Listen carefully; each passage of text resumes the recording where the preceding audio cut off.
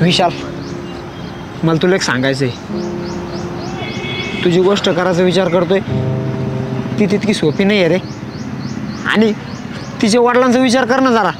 का विचार करायचा सांग ना, का विचार करायचा? त्याने केला मग विचार. अरे तू सध्या रागात आहे म्हणून असं बोलतोय.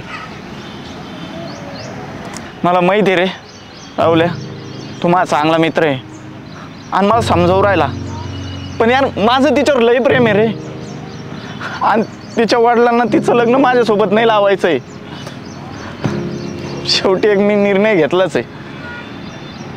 मी तिला पळून नेणार आहे, काही होऊ दे. हे बघ विशाल, प्रेमात तडतोड करायला हवी असते आणि पळून नेणं हा का उपाय नाही. तिच्या बापाचा विचार कर ना जरा. तू त्यांची मुलगी पळून नेणार म्हणजे त्यांचं दुःख कसं असेल, कधी विचार केलाय का? ते मला नाही माहीत. मी फक्त माझ्या प्रेमाला जपू राहिलो.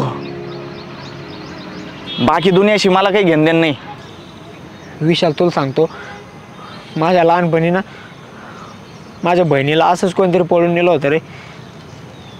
आणि त्यावेळेस माझ्या आईवडिलांना काय दुःख झालं होतं हे मी स्वतः जवळून बघितलंय. आणि तुझ्या निर्णयाने तेच दुःख तिच्या वडिलांना होईल. आणि तू तू त्यांचं हृदय तोडून कसं सुखी राहशील? अरे प्रेमात जबरदस्तीने काहीच मिळत नाही रे. तू तुझ्या प्रेमाला मिळवण्याचा पूर्ण प्रयत्न कर, पण योग्य मार्गाने, समजूतदारपणाने तिच्या वडिलांना समजून सांग आणि त्यांची मनं जिंक. आणि पळून नेणं हा प्रेमाचा विजय नाही रे, तर पराभव आहे. हे कसं समजत नाही आहे तुला?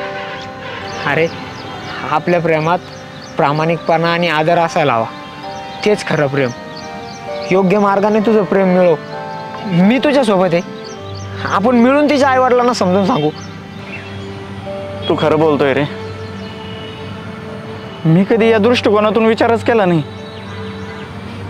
सगळं काही असं मनाविरुद्ध होत होतं ना. मनात आलं की प्रियाला पळून घेऊन जावं, पण नाही, हे खरं प्रेम नाही. हा तर माझा मोह होता. मला कधी कधी प्रेमाचा अर्थ कळालाच नाही रे.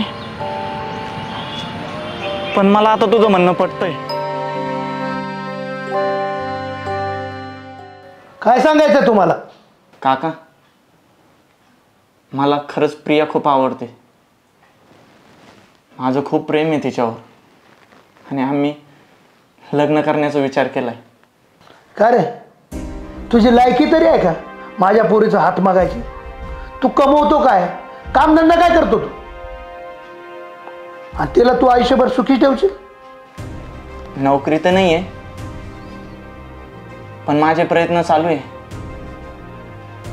लवकर नोकरी मिळवेन. हा जरा घरची परिस्थिती बेताची आहे,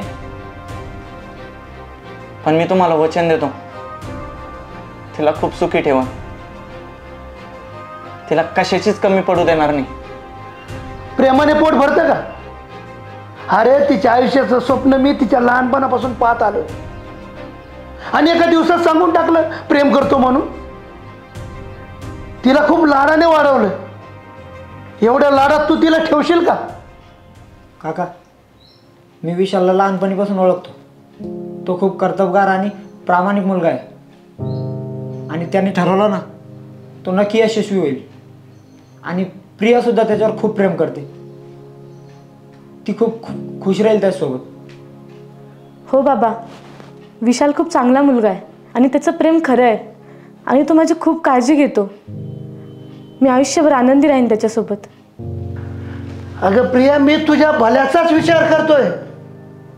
मी तुझ्यासाठी एक स्थळ शोधून ठेवलंय. असं काय पाहिलं ज्याच्यामध्ये की तू याच्याशी लग्न करायला निघलीस? बाबा, त्याचं प्रेम, त्याचा स्वभाव आणि तुमच्यानंतर जर माझ्यावर कोणी जीवापाड प्रेम करत असेल ना, तर तो फक्त विशाल आहे. काका, मला फक्त एक संधी द्या. मी नक्कीच माझं भविष्य घडवेल आणि तुम्हाला आणि प्रियाला नक्कीच अभिमान वाटेल. असं काही करून दाखवेल. ठीक आहे, देतो तुला 1 वर्षाची संधी. पण लक्षात ठेव, तुझ्यावर खूप मोठी जबाबदारी आहे. या 1 वर्षामध्ये तू जर नोकरीला लागून दाखवलंस तर मी स्वतः माझ्या मुलीचा हात तुझ्या हातात देईल. आणि असं जर काही झालं नाही तर हिचं लग्न माझ्या पद्धतीने माझ्या पसंतीच्या मुलासोबत लावून देईल.